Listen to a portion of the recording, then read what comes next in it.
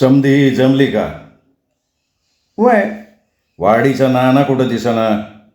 येऊ काय हे तर बसलोय की. माग काय आहे? पुढं ये की. धावला आलाय. आलाय आलाय पाटील, सुरू करा. सरपंच बोलताय ना व? नाही, तुम्हीच बोला. अहो बोला. मला नाही जुळत, तुम्हीच बोला. बर. तर गावकरी मंडळी, उद्या गावात रस्त्याचा नळाचा नारळ फुटणार, म्हणून समद बैजवार व्हावं म्हण आज आपण इथं बसलोय. रामदेव, ढोल लेझिम तयारी ठेवली ना? होय की. पाहुण्यासनी चांगलं वाजत गाजत देवळा मोरा आणायचं. आनंद्या, कमानीचं काय? 10 केळीचं खोट 5 ठिकाणी उभं केल्यात. एक कमानी येशीव, दुसरी मारुती मंदिराजवळ, तिसरी पाटलाच्या दारात, चौथी देवळा मोर, 5वी देवळाला. आनंद्या, बोला की सरपंच. पाटलांच्या वाड्यापुढं कमान कशा पाय? सरपंच, पुढारी येणार ते काय पाटलाच्या वाड्यावर नाही का बसणार? हा, पाटलाच्या वाड्यावर बसणार उठणार आहे का नाही? का आमच्या घराचा ओंबरा झिजतोय का? आपण आजवरचा रिवाज आहे ना सरपंच, मोडायचा. मी म्हणतो म्हणून मोडायचा. मी गावचा सरपंच, माझ्या दारात कमान पाहिजे. हे आनंद्या, 2 फूट आणखीन तोड, काल सरपंचाच्या दारात. का मग? आम्ही म्हणतोय म्हणून घाल. अरे चांगल्या कामाला तंटा न ग. पाटील, दुखण्या देऊ नका. कोणी काढलाय तंटा? कुणाच्या अंगात बळ आहे? हे बघा सरपंच, मला काय वाढवायचं नाही. आता कमान घालतोय ना आनंद्या. हा, म्हणजे मी बोलले होय. सरपंच, खाली बसा. खाली बसा म्हणतोय ना. आईला आडपाड आहे कारण न ग. बसा खाली. नाना चिडून बोलले. हा पाटील, तुम्ही पुढं बोला. भोंगा ठरवलंय का? होय. आता जेवणा खाण्याचं. तुकाराम, लिवणं घेणं देणं तुझ्याकडे. बाईजवार तांदूळ पाणी जमलंय ना? होय की. कोणाकोणाचं तांदूळ पैसा आलं? ते जाऊ द्या. कोणाकोणाचं तांदूळ आणि पैसा आलं नाही ते मला आधी कळायला पाहिजे. सरपंचाने पुन्हा डोकं वर काढलं. तुका कोणाचं राहिलंय? अहो, ते परशापरीट, धैनुखारात, रानसुतार, काशी म्हातारी या चौघांचं तांदूळ आल्यात. 100 राहिल्यात. का राहिलेत? परिस्थिती आहे का त्यांची? बरोबर आहे, बरोबर आहे. नाही नाही, परिस्थिती असो नसो 100 द्यायला पाहिजे, नाही तर त्यांनी उद्या इथं यायचं नाही. सरपंच असं बोलल्यावर पाटलाचं टाळकच फिरलं. सरपंचार कोण आहे तुम्ही? गावचा मूळ माणूस असतोय सरपंच. उभ्या गावाला जो पोटात घेतो त्यो सरपंच. चौघांची परिस्थिती माहिती नाही का तुम्हाला? हां, आणि त्यांना कार्यक्रमात येऊ नका म्हणताय वय? मग पाटील असं करा, तुम्ही भरा त्यांचे पैसे. सरपंच काय वाटलं? भरील भरील मी भरील. तुका चौघांचं 400 माझ्याकडनं घे. सरपंच गप्प पडून होता. आता दुसरं काय राहिलं? आटपलं का? महत्वाचं ते राहिलंय. सरपंच बोलले. बोला की. पाहुणे येतील, त्यांना वावळायला 5 बायका पाहिजे. त्या तुम्ही ठरवा. 2 सदस्य, 3 तुमच्या घरातले सरपंच. आणि भाषण कोणी करायचं? आता ते बी सरपंच तुम्हीच सांगा. मी गावचा सरपंच, सारं मी बोलणार. गाबड्या, तुझ्या पोरीचं लगीन आहे का रे? मागापासनं लय बोलतोय, लय जीभ बोलायला लागली तुझी. नाना, मला बोलू द्या. गावाचा सरपंच आहे मी. पाटील थांबा जरा.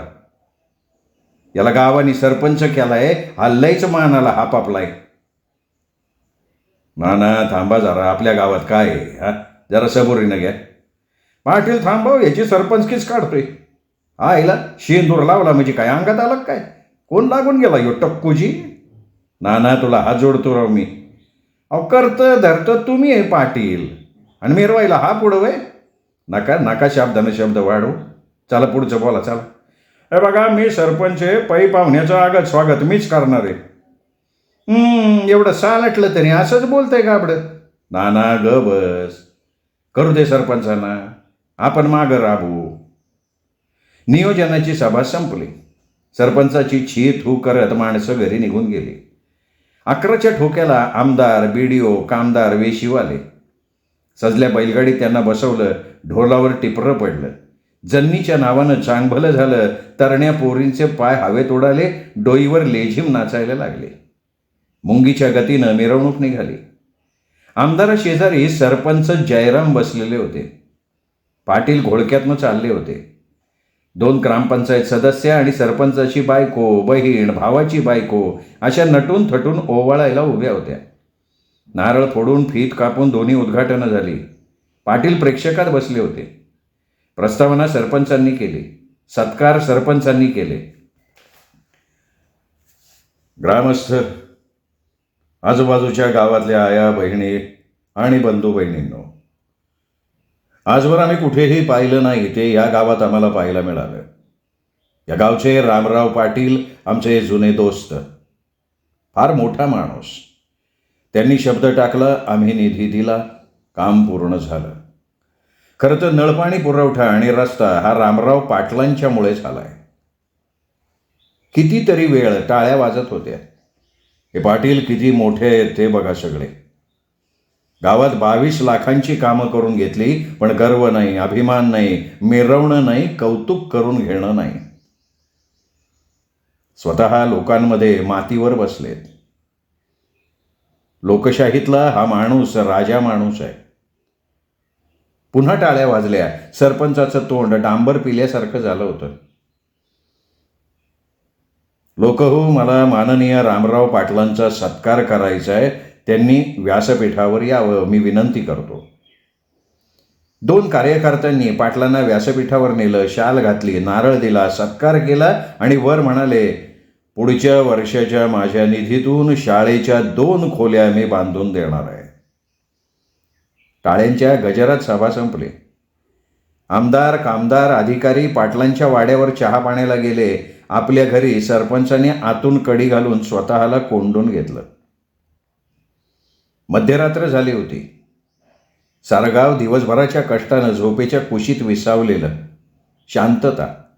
कुठेतरी रात्रकिड्यांची किरकिर, सुताराचं कुत्रं बेसूर स्वरात रडताना, बाकी शांतता. पाटलांना झोप लागली होती. अख्खं घर घोरत होतं. तेवढ्यात वाड्याचा दरवाजा वाजला. भास. पाटलांनी दुर्लक्ष केलं. दरवाजा वाजत राहिला. कोण आहे रे? जी म्या गंगी. गंगी? गंगी अगं या येळाला? पाटील, अहो घात झालाय. पाटील हातोडा घेऊन गेले ते. कशासाठी? हो, ती पाईपलाईन तोडाय गेलेत. पाईपलाईन तोडाया? वय हो, तो नळ तोडाय गेले ते. श्रीमंत बाहेर निघ. जयराम, शामराव, बाबू, भिकूला हळी दे चल.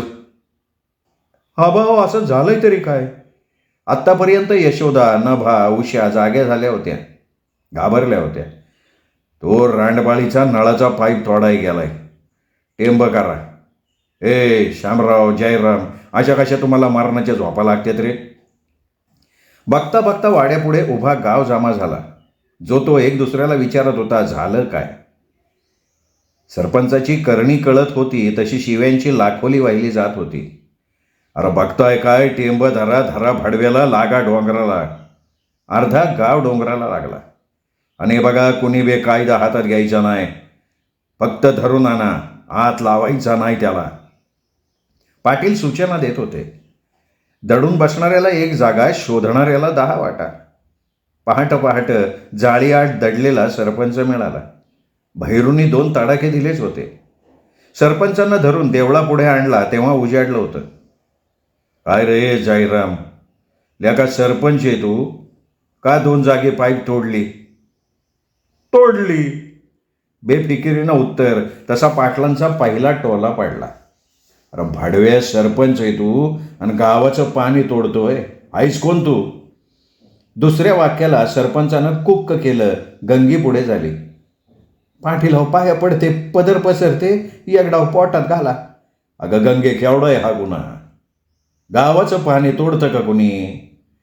आता त्याच्या अंगावर भूत बसले. मी बाय माणूस काय करणार? त्याचं म्हणणं तरी काय आहे? गावानं पाणी प्यायचंच नाही का? ते म्हणतात अपमान झाला, आमदारांनी पाटलाचा सत्कार केला त्याचा नाही केला. लावला घोडा या सरपंचाला. अरे भडव्या, मान मागून मिळतो का रे? तुझी करणीच हैवानाची आहे. कोण मान सन्मान करेल तुझा? पाटील, त्याला लोणी लावू नका, त्याला हाणात तोडवा. नाही नाही, हात लावायचा नाही कोणी. आपण करणी बघितली ना त्याची. आपण गंगेकडं बघायचं आणि ग बसायचं. आणि उद्या परत झक मारली तर चौरंग करेल मी त्याचा. दोन्ही हातपाय तोडून टाकीन.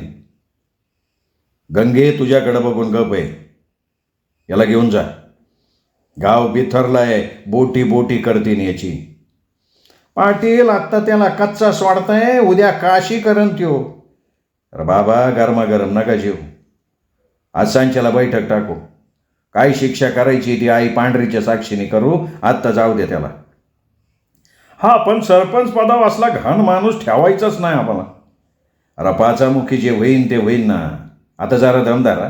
गंगे अगं नाही की त्याला. काय तू काय तमाशा बघत बसली का इथं? गंगी सरपंचाला घेऊन गेली. उभ्या गावाची तोंड चालली होती. शिवीशिवाय कोणी बोलत नव्हतं. पाटलांनी मोठा संयम पाळला म्हणून थोडक्यात निभावलं. दुपारी पाटील जेवले, पानाची चंची सोडली. पानाला चुना लावणार तोच भिकू आबा, विष्णू नाना वाड्यावर हजर. बसा बसा. दोघेही बसले. या बघा पाटील, गावाला गाव पण असते. कोणी बी उठल आणि नागडं नाचन. किती दिवस पोटात घालायचं? पाटील गप्प. अरे मी म्हणतो, भांडणं तडणं कुठं नाही आहेत. हां, घरागणीच भांडण असतं, पण गावचं पाणी तोडणं चांगलं आहे का? बरं बाबानं तुमचं म्हणणं काय आहे? आम्ही काय म्हणणार? गावाचं राखणदार तुम्ही. अहो, असं गावाला वळण लागलं तर गाव राहीन का? काय करावं? काय काय म्हणणं काय तुमचं? ज्याचा हात मोडला त्याच्या गळ्यात बांधा. काय रे विष्णू, खरं आहे का खोटं आहे? वय वय, इलाज तर झालाच पाहिजे. आज सरपंचानं कापडं काढली, उद्या कोणीतरी काढन. मग काय नागडं नाचायचं का? हे बघा, सांच्याला गाव पांढरी गोळा करू. पाचामुखी जे घडण ते घडण. एक सांगू का? बोला भिकू आबा. मान्याचा शामराव सरपंच पद नीटनेटकं सांभाळेन. अहो, ते आता तुम्ही आम्ही कसं ठरवायचं? सरपंच गावानं ठरवला होता. आता गाव उतरवल, नवा सरपंच निवडन. गाव गाव म्हणजे कोण? तुम्हाला विरोध आहे का? हे बघा भिकू आबा, गावाचा विश्वास आहे तर गावाच्या कालानं ठरवायला लागल. आपण गाव तुम्हाला सोडू नये का? तरी बी गाव करीन ते राव काय करीन. पाचामुखी परमेश्वर.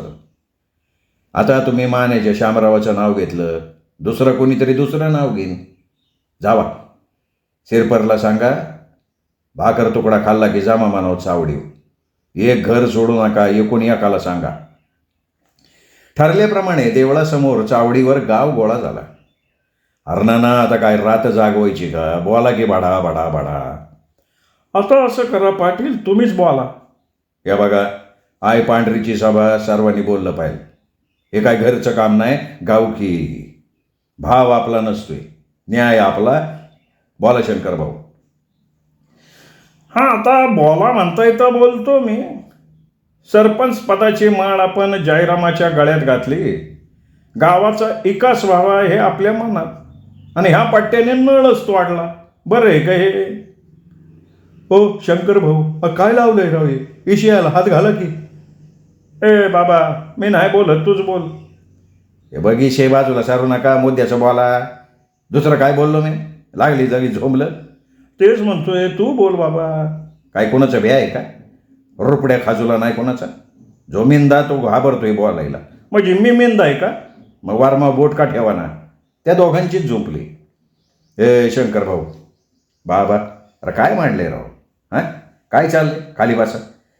उन्ही दुनी काढून वाढवान लावले. बसा बसा. तर गावकरी मंडळी, झालं गेलं तुम्ही बघितलंय. असा सरपंच ठेवायचा का हा सवाल आहे. बोला, काय करायचं? नाही ठेवायचा. एका शब्दात सर्वांनी सूर लावला. जयराम, तुझं काय म्हणणं आहे?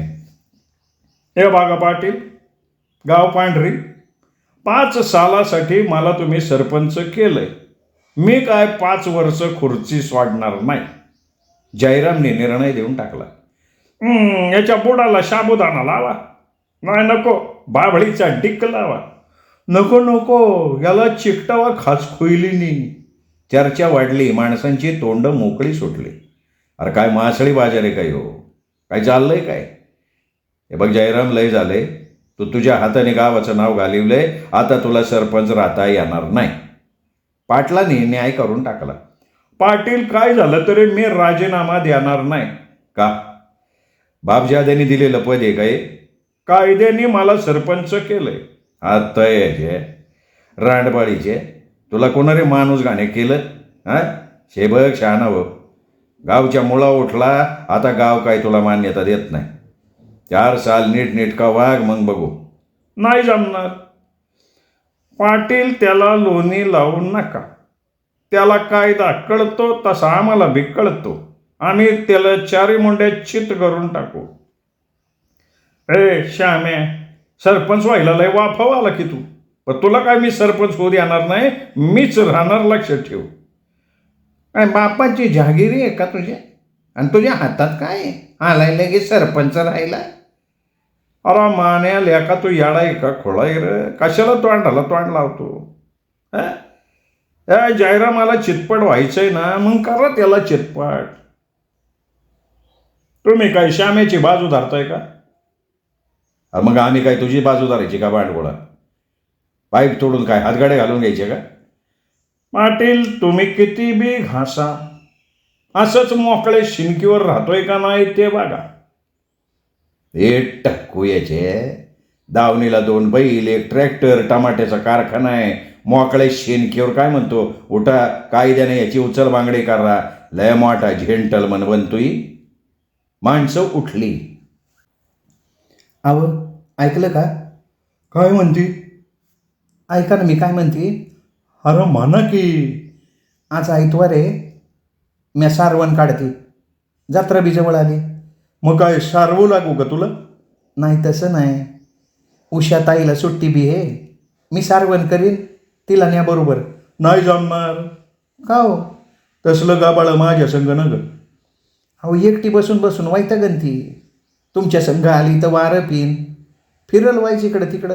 नाही नाही, आपल्याला हे असलं नाही जमायचं. का? ती काय खांद्यावर बसती का डोसक्यावर बसती? तिच्या पायानं ती येईन की. तरी बी नाही जमणार. असं कर, तिला सारवायला बरोबर घे. आता का बाय? अहो, ती लिहून वाचणं शिकलेली, असलं काम तिला सांगायचं होय? मग असं कर, सारवान रद, तू आणि ती दोघी बी चाला. उद्या ती ग्रामपंचायतीत गेली की बस सारवत. असं म्हणताय? होय. मग बैल घेऊन तुम्ही चाला पुढं, भाकरीची पाटी घेऊन मी आणि उश्याता येतो मागडं. श्रीमंतांनी बैल सोडले. पांडू बरोबर निघाला. दोघं पुढे गेले. नमा, उषा जेवणाची पाटी घेऊन नंतर गेल्या. नमा हौसेनं एक एक पीक दाखवत होती. आपलं शिवार कुठून कुठपर्यंत आहे ते सांगत होती. दोघी बांधाबांधानं चालल्या होत्या. भाद्रपद सरला होता. आश्विन लागला होता. शिवार भरलेलं होतं. अन्नपूर्णानं नैवेद्य मांडला होता. गर्भारबाईसारखं भात वलवलं होतं. डोईवर पिवळ्या फुलांचा मुकुट लिहून भुईमुग रांगत होता.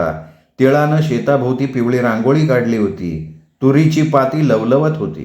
पावट्यानं वेळ टाकले होते. उडीतानं बळ धरलं होतं. उश्याताय, काय हो? अहो, मुख्य का झालाय? किती छान वाटतंय नाही? सगळी पिकं कशी तरारून आली आहेत. अहो, आमच्या घामावं मेहनतीवर पोचल्यात ती. खरंय खरंय.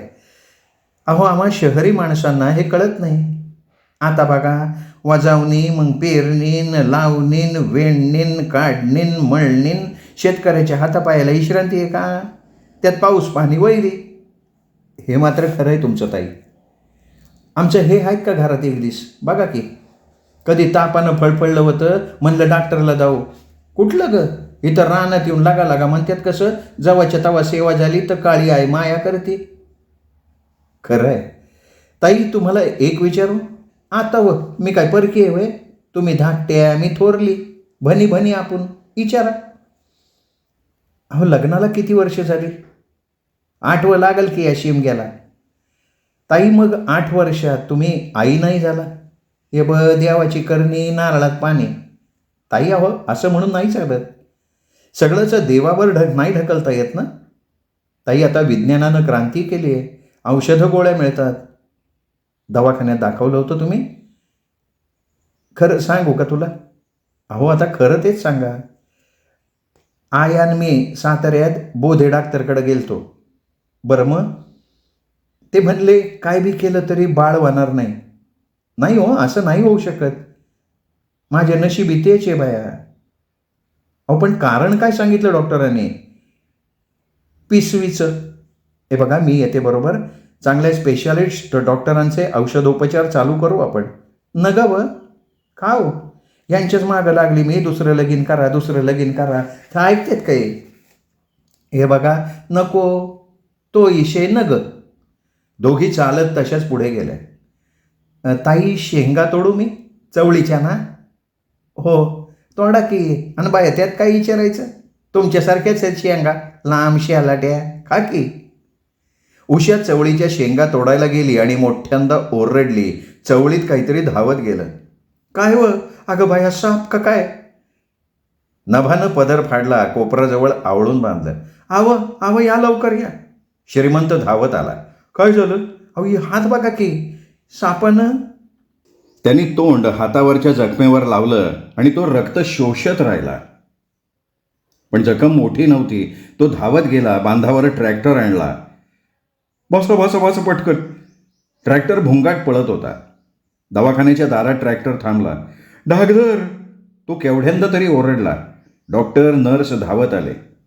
सर्पदंश झाल्याचं त्यांनी ओळखलं. इंजेक्शन दिलं, सलाईन लावलं, रक्त तपासणीसाठी पाठवून दिलं. नभाच्या डोळ्यांना धारा लागल्या होत्या. श्रीमंत गांगरून गेला होता.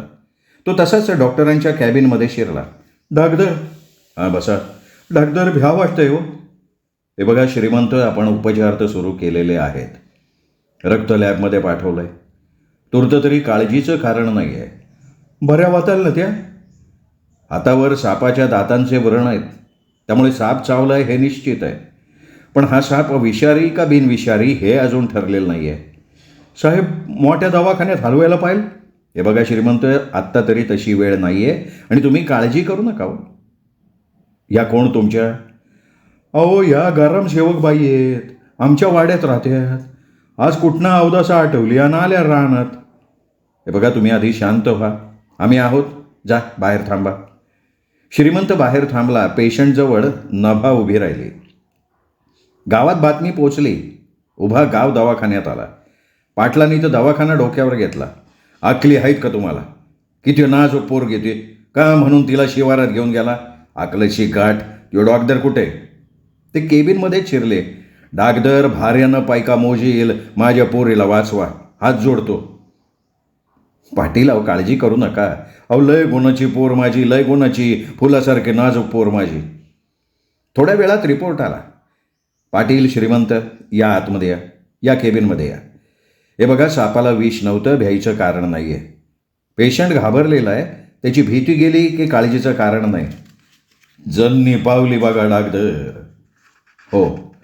आणि हे बघा कुणीतरी एक जण बरोबर थांबा. सगळ्या लोकांना जायला सांगा. उद्या डिस्चार्ज देऊ.